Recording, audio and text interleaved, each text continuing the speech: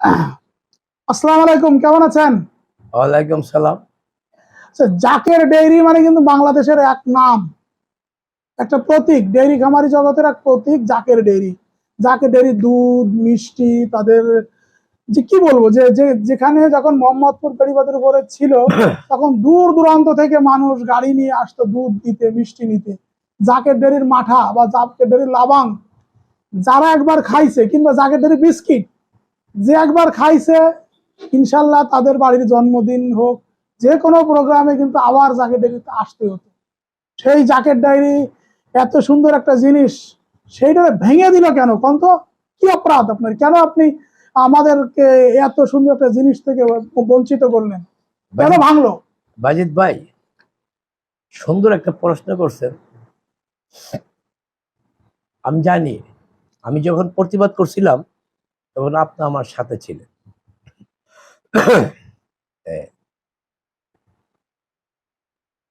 আপনি আমারে ভাই ঠান্ডা বন্ধন করতেছে।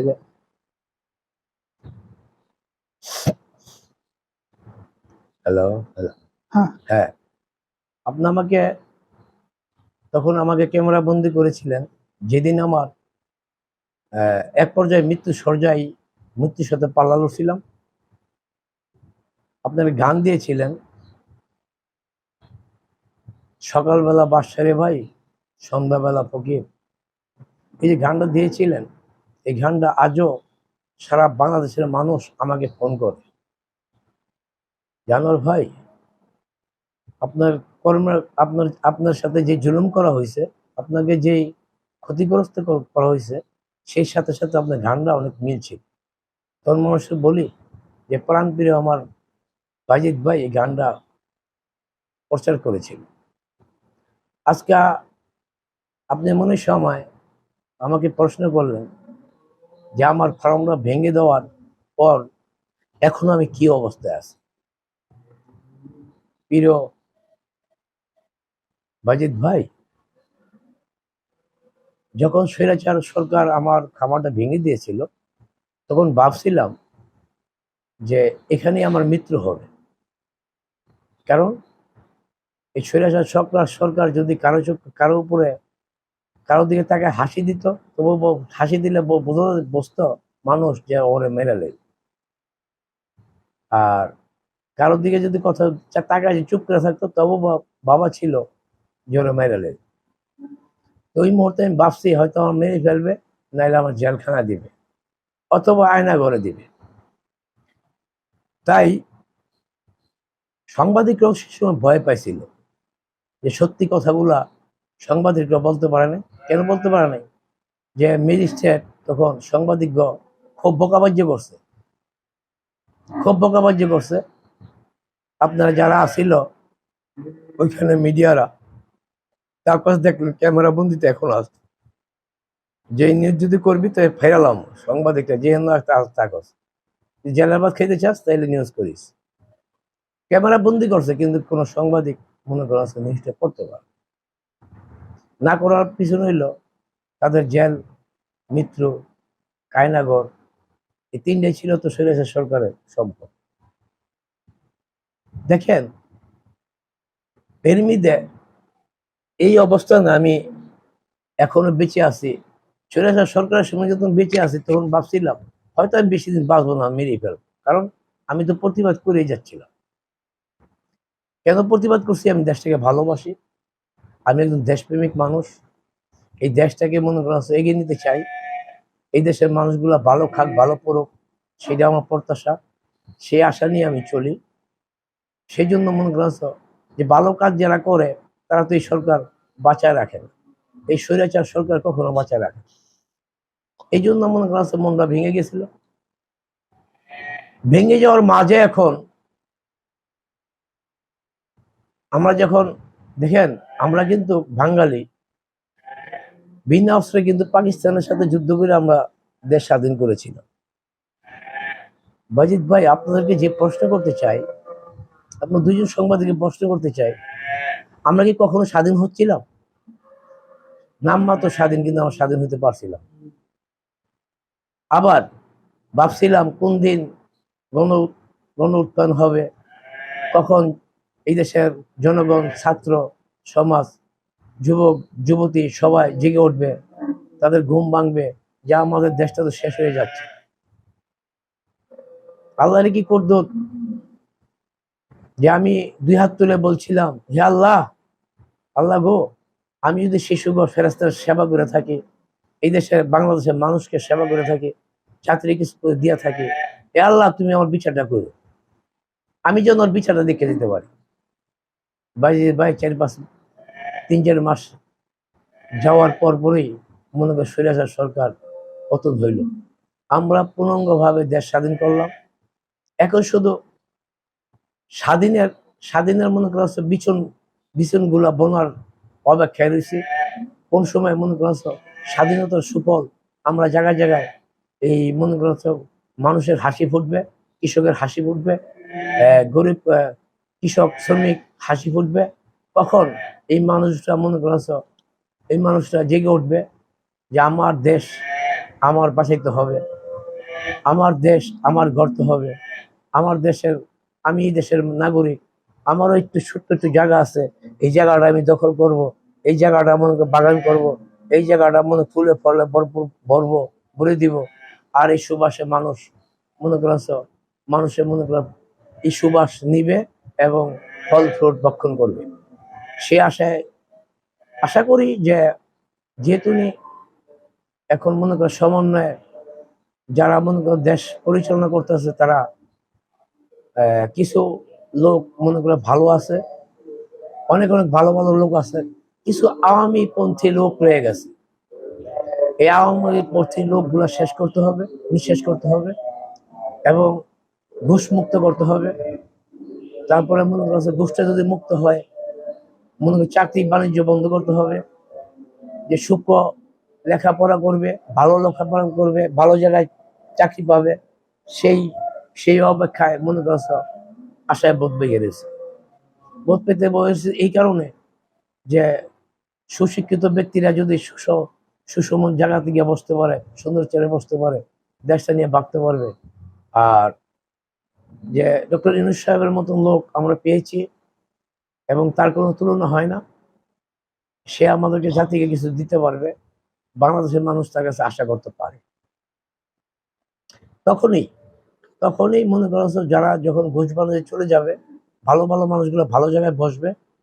আর দুষ্কৃতীরা যারা নিয়ে মনে করছো যে আমি খাবো কাউকে দিব না, আমি খাবো কাউকে দিব না, এই স্লোগান যখন দূর হয়ে যাবে, তখন আমরা শান্তির পথ দেখব। আশা রাখি, আমি এখন আশাবাদী যে সকলে দেশ স্বাধীন হইলো, স্বাধীন হওয়ার পর একটা দেশে একটা অরাজকতা সৃষ্টি হয়, এটা ইতিহাস বলে, সেটা আমার মুখের কথা না, ইতিহাস বলে। এই অরাজকতা কাটিয়ে উঠিয়া মনে করছ আওয়ামী লীগকে ম্যানেজ কইরা যখন আমরা দেশটাকে মনে করছ যে নারায় তকবীর আল্লাহু আকবার পতাকা আমরা হাতে নিতে পারবো। আর আরেকটা পতাকা হাতে নিতে পাশাপাশি একতার বল হও বলিয়ান, আকাশে উড়িব বিজয় নিশান, এই একতার বলে যখন আমরা বলিয়ান হতে পারবো, তখন মনে করছ যে আমাদের নারায় তকবীর আল্লাহু আকবার যে 13 আল্লাহ যখন দাঁড় হবে, এই 13 আল্লাহ দাঁড় হইলে তখন মনে করছ 13 আল্লাহ লেখা থাকবে লা ইলাহা ইল্লাল্লাহু মুহাম্মাদুর রাসূলুল্লাহ, তখনই মনে করেন দেশ আমরা শান্তি ফিরে পাবো। কারণ দেখেন, কালকে আমার দিকে হাসলাম বয়া বেয়া, আনিসুল হকের মতন মানুষ, একটা লোচ্চা, একটা দুশ্চরিত্র লোক মনে করছ হ্যান্ডকাপ ছাড়া 2 হাত ছেলে মনে করছ করে গিয়ে হাজিরা দেয়। আরো অনেকে 27 জন লোক দেখলাম, তাদের মনে করছ হ্যান্ডকাপ পরানো হয়নি। আবার একজনও দেখলাম হ্যান্ডকাপ পরাই থুইছে, কিন্তু তার এই দেয়নি, যেমন পরিমনির মতো। পরিমনি জেলখানায় নিচে হাতে হাত করা লাগায়নি, কিন্তু মামুনুল হক মতো মানুষ নিতে মালানা, যত বড় বড় মালানা গো, কিন্তু লোয়ার বেরি একটা হাত করা।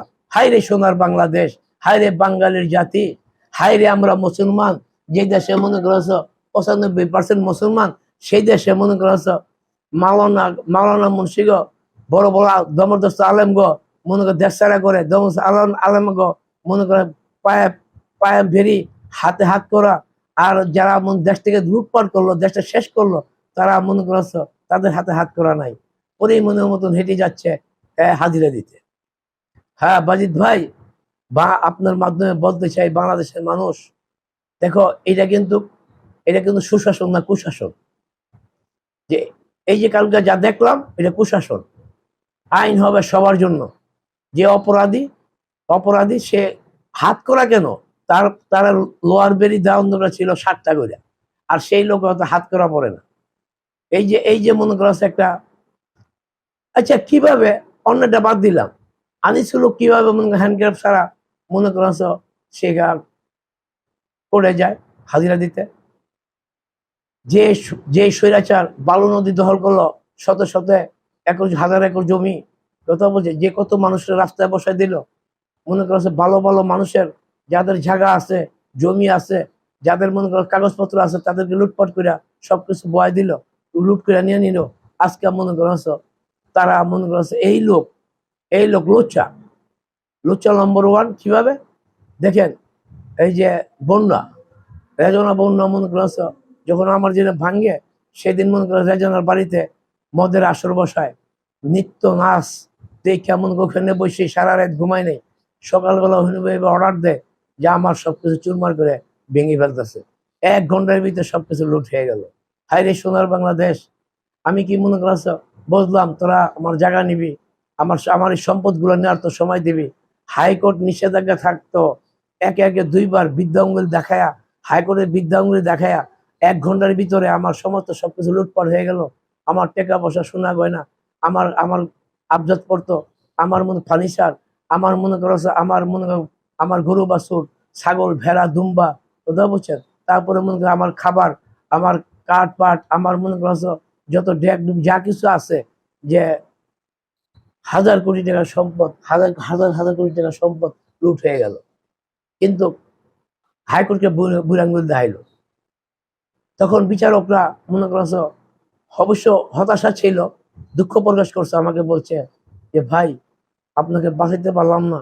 আইন যারা মানে না, তারা কি করবে? কিন্তু যারা দুঃখ প্রকাশ করছে তারা কিন্তু আওয়ামী লীগেরই মনে করছে বিচারপতি ছিল। মনে পড়ে আওয়ামী লীগের বিচারপতি থাকলেও তারা বাঁচাইতে চেষ্টা করছে, কিন্তু পারেনি। কারণ যে আতিক মনে করছে রেহানা, শেখ রেহানা, তখন মনে যেখানে 2জনের হাত আছে, সেখানে মনে করছো সিংহের খেপা বাঘের মতো খেপে গেছিল ম্যাজিস্ট্রেটের পরিণতি যে কি হবে, আল্লাহ যে ওর কি করবে দেখবেন। ওর মনে করছো ওর সন্তান হইলে লুলা ল্যাংরা হবে, আর যদি বড় হয়, কথা বলছেন, ওর মাইয়া যদি হয় তো বাইজি হবে, কথা বল, সন্তান হইলে ছিনতাইকারী হবে। ওই যে এক পুলিশ অফিসারের সন্তান মেয়ে মেরা লেছে না বাপ মারে, এরকম শালার খুন করে। তবে মনে করছো এই এই যে মনে ম্যাজিস্ট্রেট কত মিলন মিলন টাকায় দেশ থেকে পাড়াইছে, কত মানুষ এই যে হিন্দা ব্যাংকে, কত হাউজিং থেকে, কত মানুষের থেকে টাকা নিচ্ছে, কত বলছেন, হাজার কোটি টাকা, হাজার হাজার কোটি টাকা মানুষকে থেকে নিয়ে বাঙ্গার ভয় দেখা নিয়ে নিছে, নিয়ে টাকাগুলো পাচার করছে। আনিসুল জন ধরা পড়ছে, এই ম্যাজিস্ট্রেট ইনশাল্লাহ ইনশাল্লাহ ধরা পড়বে। আমার উপর যে অত্যাচার করছে, ও যে অত্যাচার করছে, মনোবত দূরের কথা, মানুষত্ব বোধ নাই, একটা প্রচুর আচরণ এরকম হয় না। একটা একটা মনে বনে গেলে সিংহ এইভাবে মানুষকে খায় না, ওই আমাকে যেভাবে হায়নার মতন খেয়েছে। প্রিয় দেশবাসী, আমি বলেছিলাম আপনারা অপেক্ষা করেন, দেখবেন স্বৈরাচার সরকারের কি পতন হয়, এই স্বৈরাচারের কর্মকর্তারা কিভাবে পতন হয়। আর আমি বলবো ছাত্র সমাজকে, এই দেশের শিশু সমাজকে, মেহনতি মানুষরা কিভাবে আবার মনে করছো সন্ত্রাসী আওয়ামী সন্ত্রাসীরা কিভাবে ফেসিবাদ ফেসিবাদ সন্ত্রাসীরা ধারায় ক্যাম্পে, আবার ভারতের দালালরা আজকে মনে দেখলাম প্রেস ক্লাবে দাঁড়ায় গেছে, কত বড় সাহস, আবার আগ্নেয়াস্ত্র ধরা গেছে। দেখেন, ওরা কিন্তু মনে করছো ওরা কিন্তু উৎপাতে রয়েছে। এখন আপনারা চিহ্নিত করেন ওরা কোথায়, কে কোথায় বসবাস করে। ওকে কাউকে ছাড়া যাবে না, ওকে কাউকে ছাড়া যাবে না।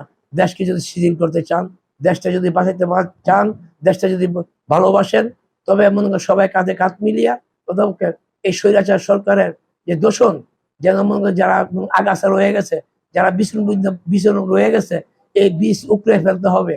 কাশবনের মতন জাল বাইদা রয়েছে বাংলার মাটিতে, ওদেরকে এই কাশবনের মতো কোবায় তুললা আগুন ঝালাই দিতে হবে। তাইলে মনে করছে বাংলাদেশ সুন্দর বাংলাদেশ হবে। কিন্তু 14 দল কাউকে রেহাই দেওয়া যাবে না। আর বিশেষ করে বলবো, আওয়ামী লীগ আওয়ামী লীগকে ম্যানেজ করে বিএনপি বিএনপি মনে করেন জামাত, শিবির, কথা হেফাজত ইসলাম, আপনারা এরকম কতগুলো জাগের পার্টি, আপনারা রাজপথে আসুন। আপনাদের হাতছাড়া মনে করেন এই স্বৈরাচার সরকারের বিছন, এই যে মনে করেন যারা দেশে রয়ে গেছে, যাদের কাছে অস্ত্র রয়ে গেছে, 2-3টা করে অস্ত্র সরকার দিছে, তাদেরকে ধরতে পারবেন না। আপনারাই পারবেন জুব্বাটা উপরে বাইন্দা, মাজায় বাইন্দা লাঠি পিটানোর উপরে কোনো ওষুধ নাই, পিটানোর উপরে কোনো মনে করো এর উপরে কোনো নাই। পিটান দিতে হবে সেইভাবে যে মনে করছো একদম লুলা ল্যাংরা করে লাইতে হবে, একদম মনে করো দরকার বলে দুনিয়া থেকে তুলে দিতে হবে। আর আমরা 17টা বছর মানুষ, কৃষক নিঃস্ব থেকে নিঃস্ব হচ্ছে, গরিব থেকে নিঃস্ব হচ্ছে, আপনার শ্রমিক থেকে নিঃস্ব হচ্ছে। যে সমস্ত শোষণ থেকে আমরা বাঁচতে চাই। আমরা খামারিরা শোষণ হয়েছি, কৃষকরা শোষণ হয়েছে, মনে করা হচ্ছে পোলট্রি ফিশারি শেষ হয়ে যাচ্ছে। আপনারা মনে করা হচ্ছে আজকে কৃষিখাত দুর্বল, আজকে ডায়েরি সেক্টর দুর্বল, ডিমের দাম দুর্বল, ডিম মুরগির দুর্বল, মাছ দুর্বল। কারণ ম্যাজিস্ট্রেটরা, আপনারা দয়া করে শুনুন, আপনাদেরকে ভালো ম্যাজিস্ট্রেট আছেন শ্রদ্ধা করি, আর কিছু মনে করেন সন্ত্রাসী কায়দায় ম্যাজিস্ট্রেট আছেন, তাদেরকে আমি ঘৃণা করি। যাদের দেশপ্রেম আছে তারা মনে করেন শুধু বলেন ডিমের দাম বাড়লো কেন, পাশাপাশি স্লোগান দেন যে ওষুধের দাম বাড়লো কেন, খাবারের দাম বাড়লো কেন। এই স্লোগান যদি না দেন তাহলে ডিমের দাম বাড়লো কেন, মুরগির দাম বাড়লো কেন শোভা পায় না।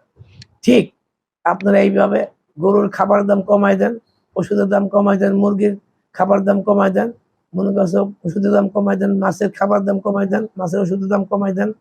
আমরা আন্তর্জাতিকভাবে ভারতের থেকে কম দামে খাওয়ানোর আশঙ্কা আছে, আমরা পারবো, কারণ আমরা খাটতে জানি। আমরা মনে হয় খাটতে জানি, বাতে মাসে বাঙালি, আমরা মনে খেয়ে পরে বাঁচতে চাই, দেশটাকে গড়তে চাই। আসুন 86 ভাগ কৃষককে নিয়ে আমরা স্লোগান দেই, আমাদের শান্তি আমরা ফিরে চাওয়ার মাঝখানে আমাদের কীটনাশকের ওষুধ দাম, আমাদের কি সারের দাম, আমাদের সেচের দাম, আমাদেরকে অত্যাধুনিক যে যন্ত্রপাতি যাই কিছু সরকার কোটি টাকা ব্যয় করছে, কোটি মিলিয়ন টাকা ব্যয় করছে, একটা কৃষকও একটা ধান কাটার মেশিন পায় নাই, কিচ্ছু পায় নাই। পাইছে শুধু আওয়ামী সন্ত্রাসীরা। তাদেরকে মনে করো চিহ্নিত করে এই কৃষি যন্ত্রগুলা আনুক, কৃষি যন্ত্রগুলা মনে করছ দায়িত্বে মনে করছ 1000 কোটি টাকার যন্ত্র, কিন্তু 1 কোটি টাকা ব্যয় করে নাই।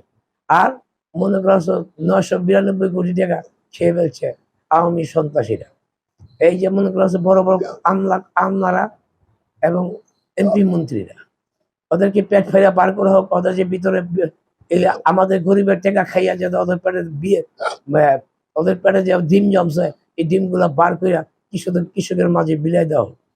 তাইলে আমরা কৃষকরা 86 ভাগ কৃষক দেশটা নিয়ে ভাবতে পারবো, দেশটাকে মনে আমরা কিছু দিতে পারবো। নয়সেট মনে করা হচ্ছে আমরা নিঃস্ব থেকে নিঃস্ব যদি থাকি, তাহলে আগামী দিনগুলা আমরা ভালো খাবার, ভালো চাউল, ভালো সবজি, ভালো মাছ, ভালো মুরগি, ভালো গরুর মাংস, ভালো দুধ দেওয়ার থেকে আমরা অক্ষম হয়ে যাব। আমাদের বাঁচায় রাখেন, 86 ভাগ কৃষক বাঁচায় রাখেন, দেশটা বাঁচিয়ে থাক, দেশটাকে আমরা এগিয়ে নেই।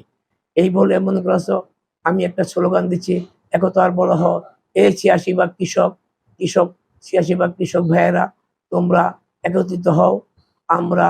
আমরা একতার বলে হই বলিয়ান, আকাশে উড়াই বিজয় নিশান। আমরা দেশটা গড়তে চাই, আমার দেশকে আমি গড়তে চাই, আমার দেশকে, আমার ভাইকে আমি খাওয়াইতে চাই, আমার দেশবাসীকে আমি খাওয়াইতে চাই, আর তার মাঝেই খাওয়ানো হবে আমার। এই বলে শেষ করছি। আসসালামু আলাইকুম।